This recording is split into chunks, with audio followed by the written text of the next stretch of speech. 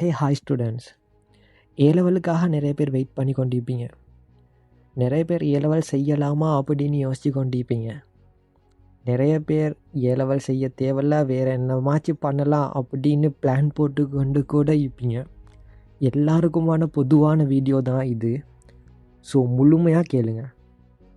ஏ லெவல்னா என்ன, அதை நாம் எப்படி செய்யணும், அதுவும் உங்களுக்கு டைம் மிச்சமாகிற வகையில் அப்படின்றத நான் அழகாக எக்ஸ்பிளைன் பண்ணி தரேன். ஒன்றாவது, ஹையர் செகண்டரி சர்டிஃபிகேட் அப்படின்ட்டு இருந்ததை 1964 சிரிமாவோ பண்டாரநாயக்கா அவங்களோட காலத்தில் அட்வான்ஸ் லெவல் அப்படின்னு புதுசாக அறிமுகப்படுத்துகிறாங்க. 62 வருஷம் ஆகிருச்சு இன்றைக்கி 2026. ஆனால் எந்த ஒரு மாற்றமும் பெருசாக ஏ லெவலுக்குள்ளே வரல.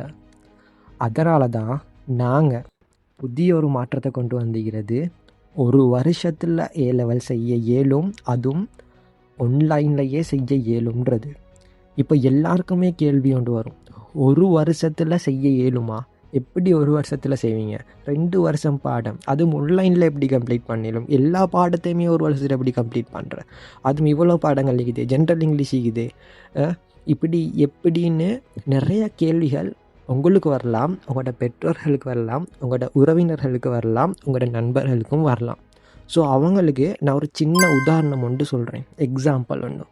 இப்போது நீங்கள் போயிட்டு உங்களோட பேரண்ட்ஸ்கிட்ட, அதாவது உங்களோட பெற்றோர்கள்ட்ட, வாப்பா எனக்கு ஒரு ஃபோன் வாங்கி தரீங்களா, ஃபோன் வாங்கித்தாங்க அப்பான்னு சொல்கிறீங்க. அப்போது அவங்க உங்களுக்கு 30 வருஷத்துக்கு முன்னாடி இந்த ஒரு டெலிஃபோனை கொண்டு வந்து தாராங்க. அப்போது நீங்கள் உங்களோட ஆசை, நீங்கள் எதுக்கு கேட்டீங்களோ அது எல்லாமே பூர்த்தி அடையுமா? நீங்கள் ஹாப்பி ஆகுவீங்களா? இல்லாட்டி இது வானம்னு சொல்லுவீங்களா? இது வானம், எனக்கு புதுசாக வந்த ஃபோன் தான் வேணும் அப்படின்னு சொல்லுவீங்க. அது ஒரு ஆண்ட்ராய்டு ஃபோனாக இருக்கலாம், இல்லாட்டி ஐஃபோனாக இருக்கலாம். ஆனால் டெலிஃபோனை தந்தால் நீங்கள் ஓகே எனக்கு இது போதும் அப்படின்னு நீங்கள் அக்செப்ட் பண்ணுவீங்களா? பண்ண மாட்டீங்க. அதே மாதிரி தான் 60 வருஷமாக பழைய ஸ்ட்ராட்டஜியில் இயங்கக்கூடிய இந்த ஏ லெவல் இப்போ இருக்கிற 2000க்கு பிறகு வந்த ஜென்சி புலகளுக்கோ இல்லாட்டி இந்த ஜென்ரேஷனுக்கு செட் ஆகுமான்னு கேட்டால் அதுதான் இல்லை. அது கேள்விக்குறின்னு சொல்ல தேவையில்ல, அது இல்லை. ஏன்னா 1964 இல்லாட்டி 1970 இல்லாட்டி 1980 1990 இந்த மாதிரி காலகட்டத்தில் இருந்த ஸ்கூல்களும் அந்த சூழலையும் பார்த்தோம் அப்படின்னு சொன்னால், அவங்களுக்கு ஒரு நோட்ஸ் கொண்டு எடுக்கிறதுக்கோ இல்லாட்டி ஒரு விஷயத்தை நாம் கற்றுக்கொள்கிறதுக்கோ போதிய வசதிகள் அந்த காலகட்டத்தில் ஈக்கல்ல. ஒரு புக் கொண்டு, டெக்ஸ்ட் புக் கொண்டு ஈக்கல்ல. அப்போ அவங்கள தேட போகணும்னு சொன்னால் லைப்ரரிக்கு போகணும். ஸோ அவங்களுக்கு ஒரு கொஷின் விளங்கலை அப்படின்னு சொன்னால் இதை யார்கிட்ட கேட்குறான்னு கூட அவங்களுக்கு தெரியலை. படித்த ஆளுன்னு அந்த ஊரில் இருந்தாலும் 1-2 இருப்பாங்க. அவங்களுக்கும் அதை 100% கிளியராக எக்ஸ்பிளைன் பண்ணி கொடுக்கலுமான்னு கேட்டாலும் இல்லை. டெய்லி அவங்க போயிட்டு தொந்தரவு பண்ணி கொண்டு கேளுமான்னு கேட்டாலும் அதுவும் மேலா. ஸோ அந்த மாதிரி டைமில் தான் அந்த காலகட்டம் இருந்துச்சு. ஆனால் 2000க்கு அப்புறமா தொழில்நுட்ப வளர்ச்சி வளர்ந்த அப்புறமா இன்றைக்கி ஒரு பிள்ளைக்கு ஒரு தலைப்பை போட்டாலே எக்ஸ்பிளைன் பண்ணுறதுக்கு தொழில்நுட்பங்கள் வளர்ந்திக்குது. அதே மொபைல் ஃபோனுக்குள்ளே நாம் என்ன கேட்குறோமோ எல்லாமே உள்ளுக்கு அடங்கிக்குது. நாம் என்னத்தை படிக்க நினைக்கிறோமோ அதுவும் உள்ளுக்கு வந்துக்குது. ஆனால் அப்படி தொழில்நுட்பத்தை வச்சுக்கொண்டு இன்னும் நான் 2 வருஷத்தில் தான் படிப்பேன் அப்படின்னு சொன்னால் அந்த பிழை உங்களோட மேலே தான். இதை இன்னும் சிம்பிளாக விளங்குறதுக்கு ஒரு உதாரணம் ஒன்று சொல்கிறேன். இப்போ உங்களுக்கு நீங்கள் படித்து கொண்டிருக்கிறீங்க, ஒரு விஷயம் புரியலை. அப்போது அலாவுதீன் விளக்கில் இருந்து வந்த பூதம் மாதிரி ஒரு பூதம் ஒன்று வருது, வந்து கேட்குது, உனக்கு எதுப்பா புரியலை, நீ புரியாததை சொல்லு, நான் எக்ஸ்பிளைன் பண்ணுறேன் அப்படின்னு சொல்லுது. அப்போ நீங்களும் கேட்குறீங்க, ஓகே அப்படியா, எனக்கு எரிமலை குழம்பு எப்படி வெடிக்குது சொல்லித்தா அப்படின்னு சொல்கிறீங்க. அப்போ அந்த பூதம் என்ன பண்ணுது அப்படின்னு சொன்னால், உங்களை அப்படியே அந்த எரிமலை வெடிக்கக்கூடிய அந்த பிரதேசத்துக்கு கூட்டு போய் இதுதான் எரிமலை, இது இப்படி தான் வெடிக்குது அப்படின்னு அது அந்த இடத்துக்கு கூட்டு போயிட்டு உங்களுக்கு சொல்லி தருது. அப்போது உங்களுக்கு அதோட ஞாபகம் இருக்குமா இருக்காதா? இருக்கும். அதையே ஒரு பயோ ஸ்டூடெண்ட்டுன்னு சொன்னால், மருத்துவ சிகிச்சை சம்மந்தமாக ஒரு விஷயத்தை கேட்குறீங்க, அது ஒரு ஹாஸ்பிட்டல் ஒன்றுக்கு போயிட்டு ஒரு வைத்தியர்கிட்ட முன்னால் அவங்கள நிப்பாட்ட வச்சு வைத்தியர் மூலமாக உங்களுக்கு அதை சொல்ல வைக்குது. அப்போது உங்களுக்கு அதோட நாலேஜ் நல்லா கிடைக்குமா கிடைக்காவா?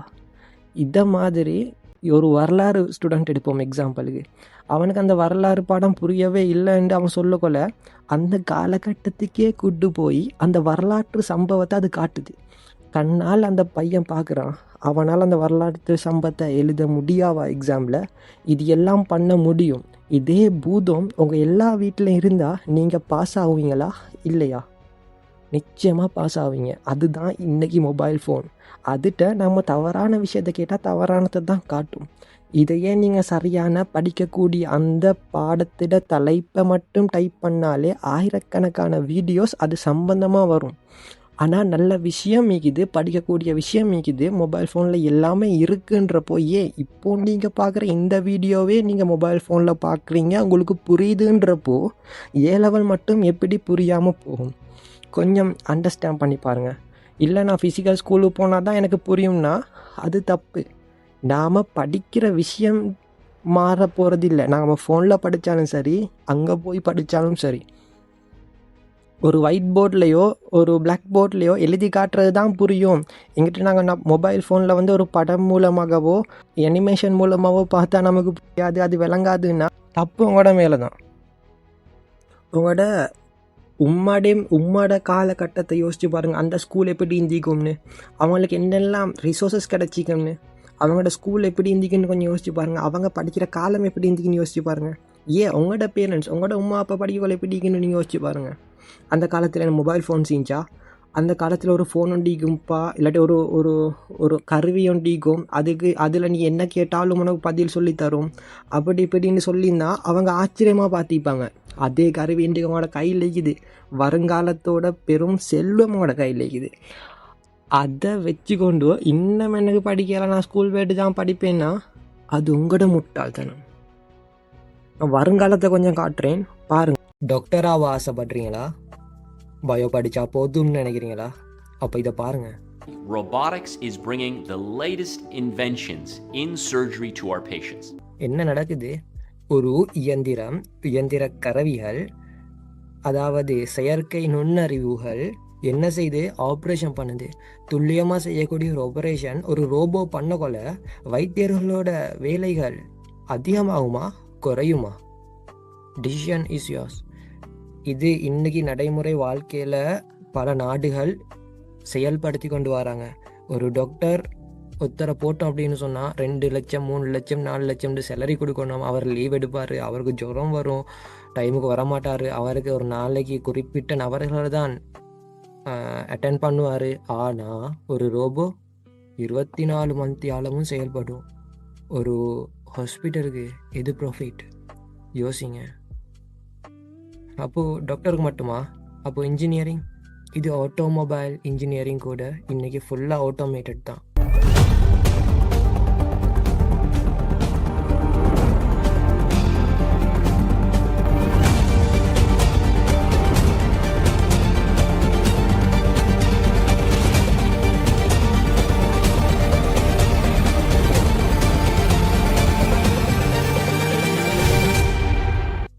இன்னைக்கு டிரைவிங் கூட ஆட்டோமேட்டடாக தான் ஈகி. புல்டோசரை கூட இன்றைக்கி ஒர்க் ஃப்ரம் ஹோம் செய்கிற அளவுக்கு கருவிகளும் டெக்னாலஜிகளும் வளர்ந்துட்டு. 8000 கிலோமீட்டர் தொலைவிலேருந்து ஒரு டாக்டர் ஆன்லைனில் ஒர்க் ஃப்ரம் ஹோம் செய்கிறாரு. சாத்தியமா? சாத்தியம். நர்ஸுக்கு பதிலாக ரோபோட்களை எடுக்கிறாங்க ஹாஸ்பிட்டல்களுக்கு. வேர்ஹவுஸ்களுக்கு மனிதர்களை விலக்கிட்டு ரோபோட்களை வந்து இன்ஸ்டால் பண்ணுறாங்க. ஏன்னா சம்பளம் கொடுக்க தேவையில்ல, வெறும் ஒரு சார்ஜ் போட்டால் மட்டும் போதுன்றதுக்காக. ஹோட்டல்களில் இருக்கிற வேலை வாய்ப்புகளை செய்கிறதுக்கு மனிதர்கள் தேவையில்ல, ரோபோட்களே போதும். முடிவெட்ட விடுறதுக்கு மட்டும் மனுஷன் தேவையா? அதுக்கும் ரோபோட்டை கண்டுபிடிச்சிட்டாங்க. ஸ்ரீலங்காவுக்கும் கூடிய சீக்கிரம் வரும். சமைக்கிறதுக்கு மட்டும் மனுஷன் கஷ்டப்பட்டு இனத்துக்கு கவலைப்படுறது. ஸோ சமைக்கிறதுக்கும் ரொம்ப ரெடி. பேக்கரி வேலையிலேருந்து எல்லா வேலைக்கும் பார்க்குறதுக்கு இப்போ இயந்திரங்கள் தயாராகிது. ஸ்ரீலங்காவுக்கு வாரத்துக்கும் ரெடி ஆகிது. பெட்ரோல் ஷெட் மட்டும் விதி விலக்கில்லை. ஸோ பெட்ரோல் ஷெட் ஆகிலும் நீங்கள் டீசல் போடுறது ஆகிலும் வண்டிகளுக்கு எல்லாத்துக்குமே இயந்திரங்கள் மனிதனை ரீப்ளேஸ் பண்ணிவிட்டு வாரத்துக்கு தயாராகிது. பல நாடுகள் இன்ஸ்டால் பண்ணி முடிஞ்சு. ஒரு சில நாடுகள், பின்தங்கியுள்ள நாடுகள் மட்டும்தான் இது இன்ஸ்டால் பண்ணாமல் இன்னும் லேட்டாகிட்டிக்கு. ஒரு 10 வருஷம் பாருங்களேன், 10 வருஷத்துக்கு பிறகு இதெல்லாம் வந்துடும். எலக்ட்ரிக் காரோட இதுகளும் வந்துடும். இது ஸ்ரீலங்காவில் ஒர்க் பண்ணுற ஒரு சாதாரண ஒரு லைன்மேன், சரியா? ஸோ இவங்க ஏறி கஷ்டப்பட்டு ஒர்க் பண்ணுறாங்க. இதே சைனாவில் வந்து கஷ்டப்படாமல் ரோபோட்களை வச்சு வேலையை வாங்குகிறாங்க. ஸோ இந்த மாதிரி இயந்திரங்களை ஸ்ரீலங்காவுக்கு வந்து அது இன்ஸ்டால் பண்ணுற மூலமாக பல மக்கள், நீங்கள் யார், உங்களை நானா, தம்பி, வாப்பா, யார் வேணாக்கிலும் உங்கள் வேலை எல்லாமே அவ்வளோதான்.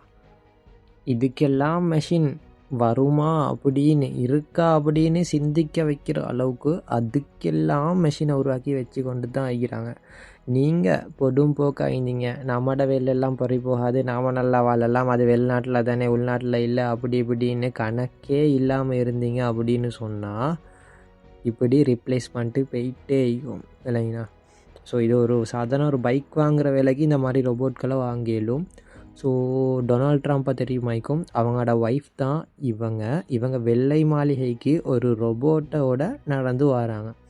இதுவும் ஒரு மெசேஜ் தான், ஃப்யூச்சரில் எல்லாமே ரோபோட்டாக தான் வரும் அப்படின்றது.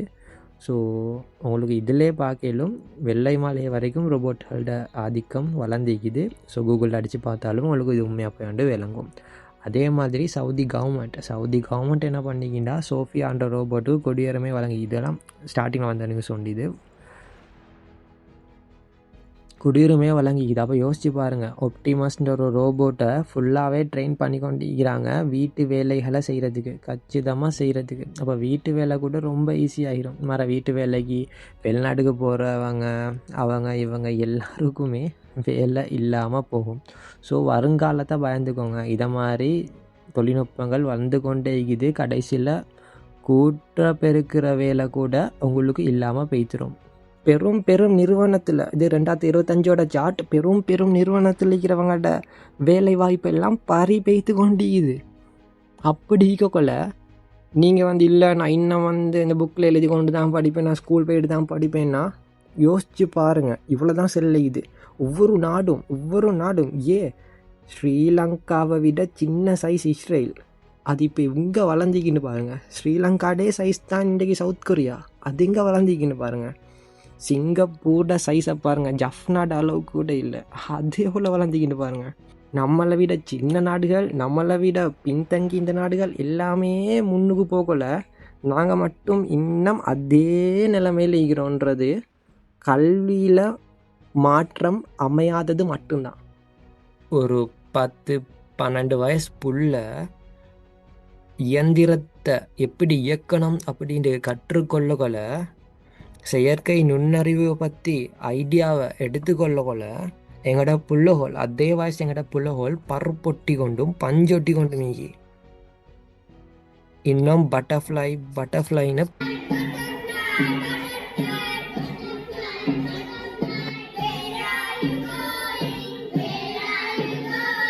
பாட்டு படித்து கொண்டீங்க. அண்டர்ஸ்டாண்ட் பண்ணிக்கோங்க, கல்வி திட்டம் சீராக அமைஞ்சிச்சு அப்படின்னு சொன்னால் மட்டும்தான் நாட்டை அடுத்த லெவலுக்கு கொண்டு போயிடும். Developing country is always developing country. ஏன் தெரியுமா? அது எஜுகேஷனை டெவலப் பண்ணாத வரைக்கும் இன்னைக்கு தான் மேட்டர் இல்லைங்கண்ணா. கல்வியிட மாற்றம் வராத நாடு பின்தங்கியே ஈக்கும். இதுதான் ரியாலிட்டி. இதை விளங்காமல் இன்னும் நான் அதே தான் படித்து கொண்டிருப்பேன்னா முட்டாள் நீங்கள் தான். உங்களோட ஃப்யூச்சரை கொஞ்சம் எடுத்து பாருங்கள், எத்தனை வருஷம் மீக்குதுன்னு. இப்போ என்ன வயசுன்னு பாருங்கள்.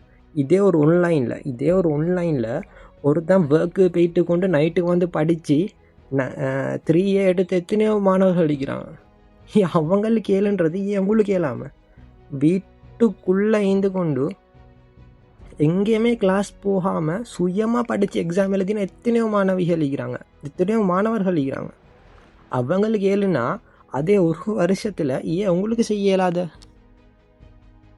இதுதான் நான் உங்கள்கிட்ட கேட்குற கேள்வி. டைம் போனால் திரும்ப கிடைக்காது, யோசிச்சு பார்த்துக்கோங்க.